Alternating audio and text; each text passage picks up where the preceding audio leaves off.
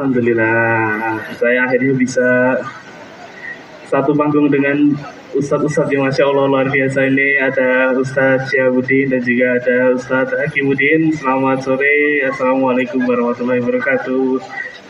Alhamdulillah, jadi hari ini Ustadz kajian kita pada sore hari ini yaitu adalah tentang menanamkan ruh Al-Quran kepada anak. Jadi mungkin Bapak Ibu semuanya yang sudah hadir di sini sedang ada mungkin yang mencari pondok pesantren untuk anak-anaknya, sedang bingung ini anaknya mau dibawa kemana atau akan diarahkan bagaimana tentang Al-Quran dan lain sebagainya. Nah mungkin dari kedua Ustadz ini bisa menjelaskan lebih rinci lagi bagaimana tentang menanamkan ruh Al-Quran kepada anak, dan juga kami persilahkan kepada Bapak Ibu semuanya yang hadir jika ingin bertanya, karena ini sesinya adalah talk show tanya jawab. Bukan saya yang bertanya. Jadi Bapak Ibu semuanya mungkin yang sudah datang untuk bertanya kami sediakan di sini. Bila ingin bertanya mau dipersiapkan, kami akan beri waktu dari pemateri dulu, mungkin 5-10 menit, silahkan kami berikan waktu, dan juga nanti kami berikan waktu untuk tanya jawab. Kami persilakan dari Ustadz Syihabuddin,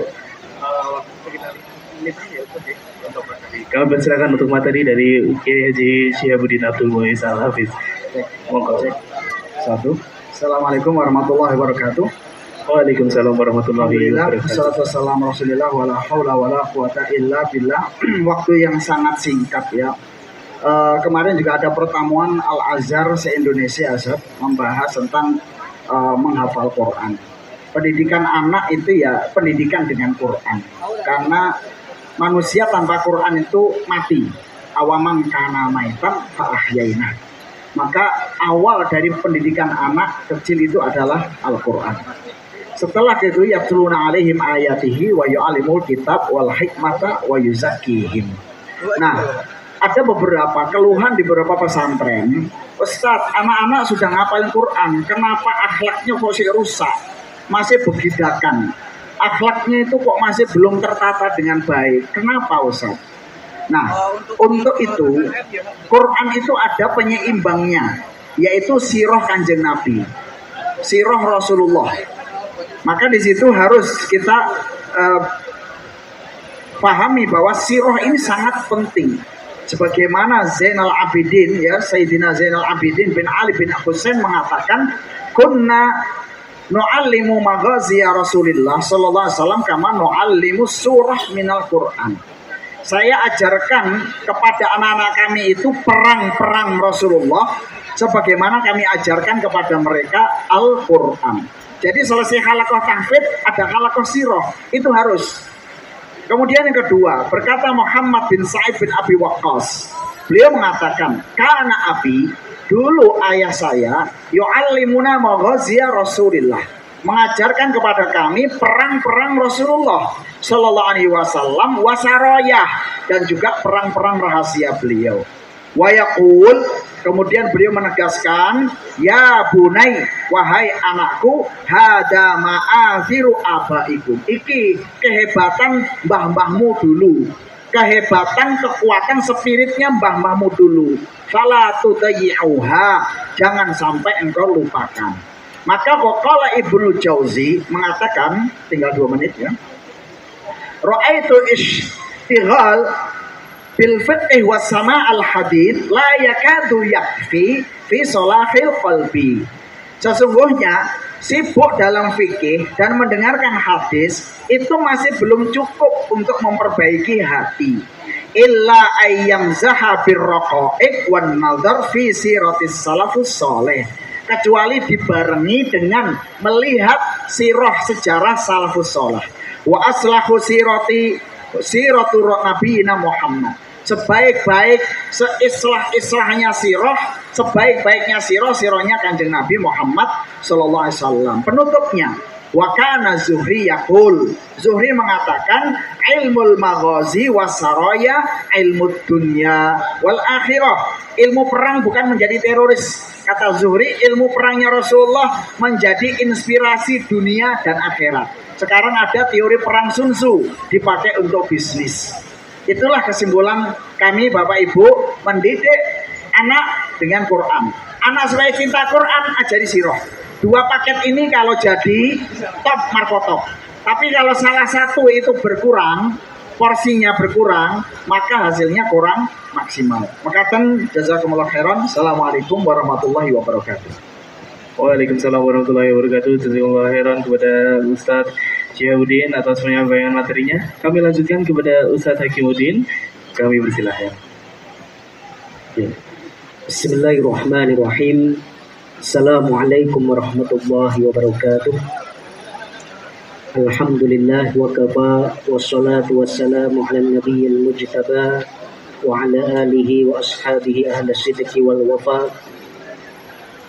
وقد قال الله تعالى في كتابه الكريم بعد نعوذ بالله من الشيطان الرجيم إن هذا القرآن يهدي للتي هي أقوم وقال رسول الله صلى الله عليه وسلم اقرأوا القرآن فإنه يأتي يوم القيامة شفيعا لأصحابه. Yang sangat kami hormati guru kami Ustadz Syihabuddin Abdul Muiz, Mas Moderator, segenap asatid, para kiai, sesepuh, bini sepuh, para hadirin, para tokoh yang hadir pada kesempatan sore yang penuh berkah ini. Pertama, poin saya adalah mengapa kita harus menanamkan ruh Al-Quran itu pada anak-anak kita. Ini pertanyaan yang mendasar, karena banyak yang belum tertarik mengenai at-tarbiyah Al-Quraniyah, khususnya lil atfal. Allah Subhanahu wa Ta'ala sudah menegaskan dalam surah Shad, A'udzu billahi minasyaitonir rajim, Kitabun anzalnahu ilaika mubarakun liyadabbaru ayatihi wa liyatadzakkara ulul albab. Kitabun anzalnahu ilaika mubarak. Al-Quran ini adalah kitab yang diturunkan kepadamu penuh dengan berkah. Dan berkah ini, konsep barokah ini yang menurut para ulama adalah al-khair al-kathir al-mutazayid, kebaikan yang bertambah terus-menerus meningkat. Atau menurut Al-Asfahani adalah thubutul khair al-ilahi fi syai', melekatnya kebaikan dari Allah pada sesuatu. Ini sumber utamanya adalah Al-Quran. Dan konsep barokah ini adalah pembeda utama pendidikan Islam dengan pendidikan yang lain. Orang-orang barat ketika susah mendefinisikan sebuah faktor atau variabel yang berpengaruh pada sesuatu, mereka mengatakan faktor X. Kalau kita lebih suka menyebutnya dengan faktor ba. Faktor ba ini kalau melekat pada sesuatu meskipun sedikit, dia akan melimpah kemanfaatan dan maslahatnya. Meskipun sempit, dia akan sangat luas keberkahannya. Nah, Allah Subhanahu wa Ta'ala menegaskan yang ini no debat.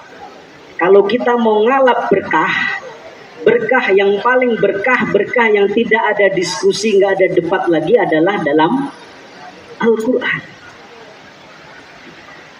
Kemudian ada sebuah riwayat menegaskan man qara al-Quran wa huwa fatasin, wa fi riwayah fatiyusin, khallaqahu Allahu bidammihi wa lahmihi. Barang siapa yang belajar Al-Quran sejak belia, ini karena judulnya adalah menanamkan Al-Quran pada anak, bukan kepada orang dewasa. Allah akan mencampurkan Al-Quran itu pada darah dan dagingnya. Ini poin utama kenapa kita harus menanamkan ruh Al-Quran itu pada anak kita. Karena Al-Quran ini berkahi.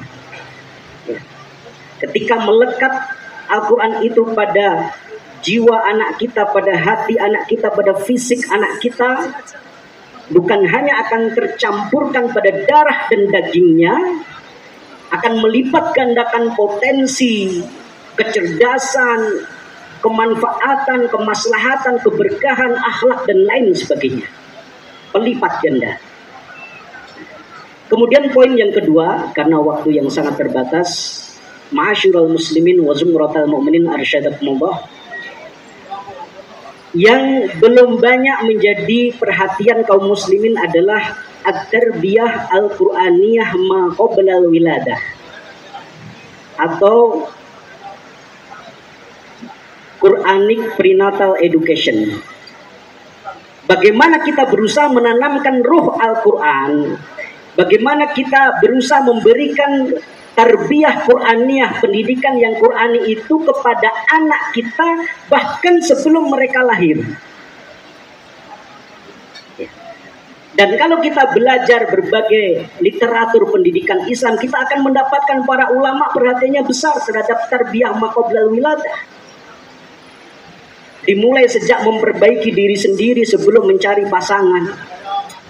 At-thayyibun lit-thayyibat. Ketika kemudian ketemu yang thayyib atau ketemu yang thayyibah, kemudian bersama-sama membingkai keluarganya dalam ibadah. Bahkan ketika sebelum berhubungan biologis disunahkan berdoa, Allahumma jannibna syaitan wa jannibis syaitan ma razaqtana. Ini sudah mulai. Syukur-syukur sebelum berhubungan biologis, tasmian dulu, sejus 2 juz. Hasilnya bakal keren banget.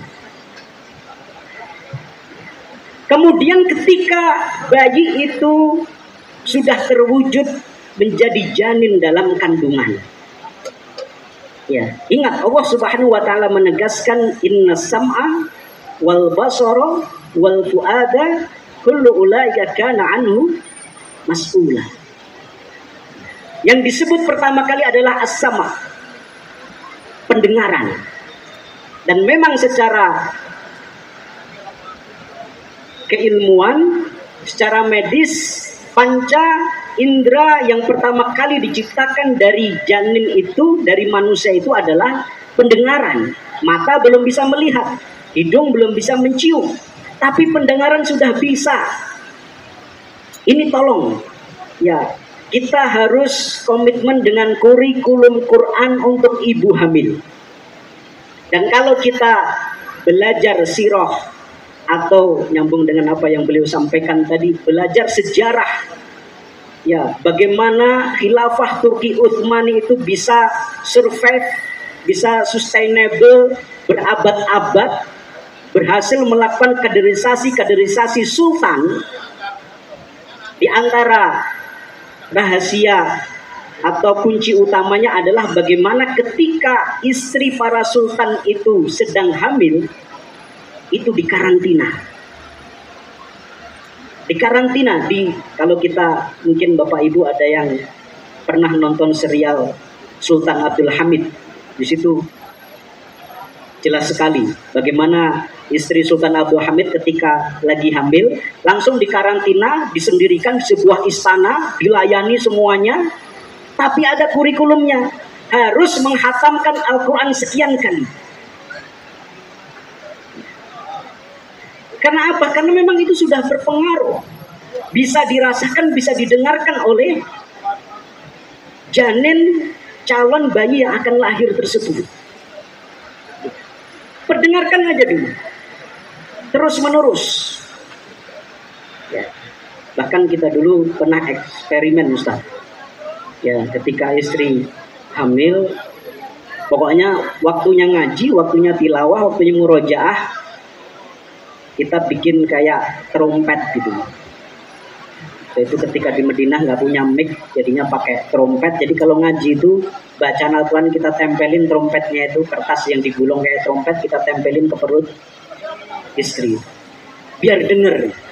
Ini bukan hanya untuk tujuan bonding, kedekatan antara ayah dengan anak kelak, tetapi juga upaya menanamkan ruh Al-Quran pada anak sejak dini, bahkan sebelum lahir.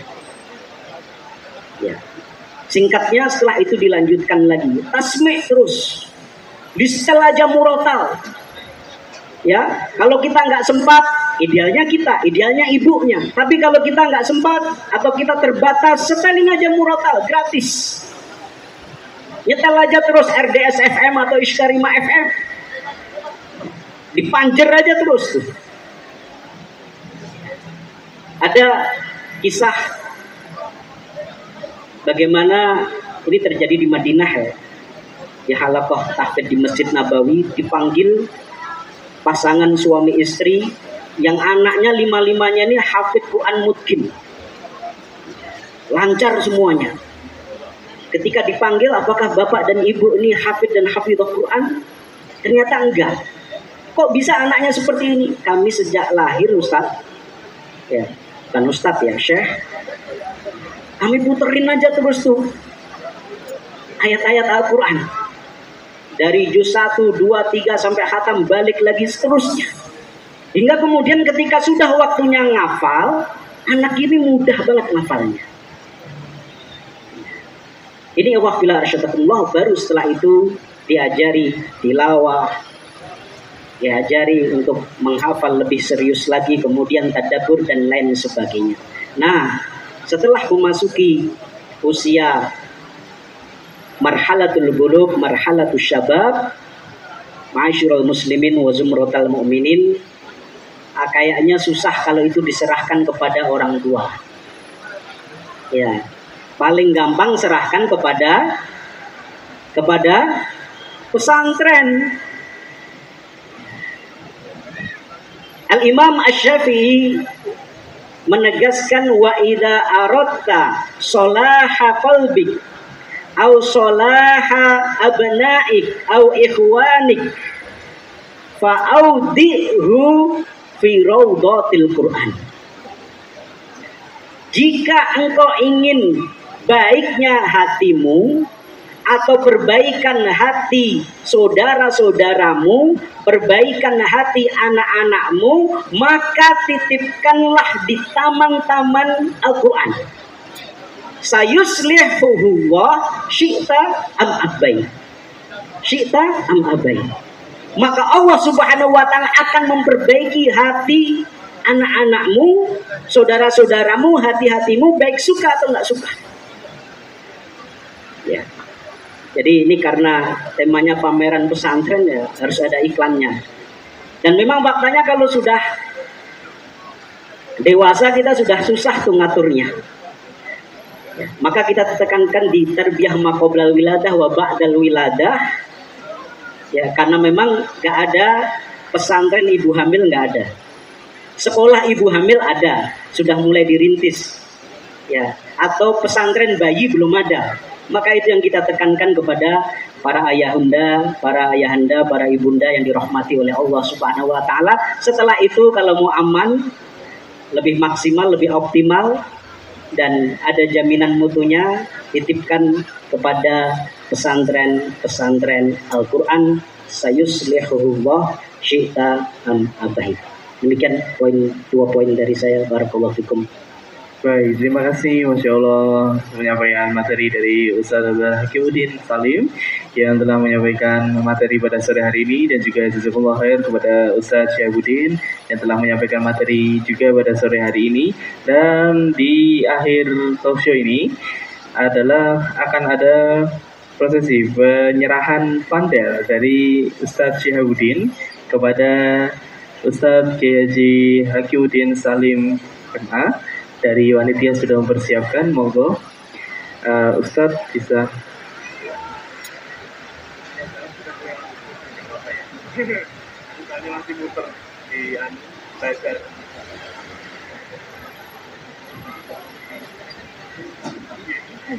Baik, ini mungkin didokumentasikan dulu penyerahan pandel dari Ustadz Syihabuddin Abdul Muiz kepada Ustadz Dr. Hakimuddin Salim Magister Agama pada sore hari ini di kegiatan sesi hari pertama.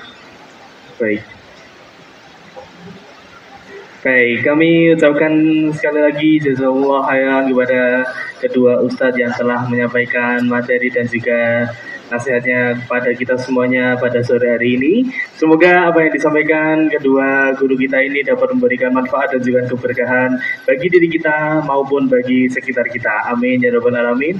Dan juga setelah ini para tamu undangan, para asatidz, para ustadz, kami persilahkan bersama dengan Ustadz Syihab dan juga Ustadz Hakimuddin untuk bisa berkeliling atau melihat-lihat bazar dan juga pameran-pameran dari pesantren.